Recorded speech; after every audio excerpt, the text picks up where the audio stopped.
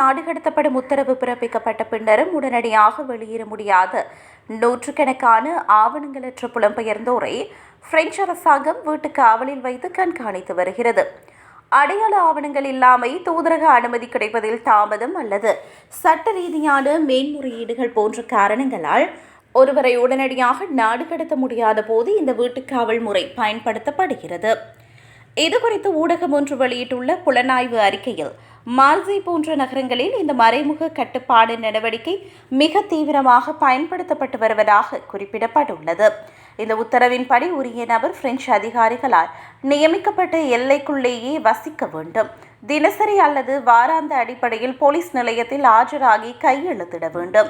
சிறைப்பிடிப்பு மையங்களில் அடைப்பதை விட இது வெளியில் சாதாரணமான ஒன்றாக தெரிந்தாலும் சுதந்திரமாக நடமாட முடியாமல் உள்ளது.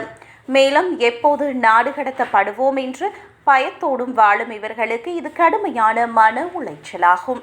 இந்த கடுமையான கண்காணிப்பு வலயம் காரணமாக அவர்களால் வேலைக்கு செல்லவோ அல்லது தங்களின் எதிர்காலத்தை திட்டமிடவோ முடியாமல் ஒரு நீண்டகால நிர்வாக தண்டனையை அவர்கள் அனுபவித்து வருவதாக மனித உரிமை அமைப்புகள் கவலை வெளியிட்டுள்ளன.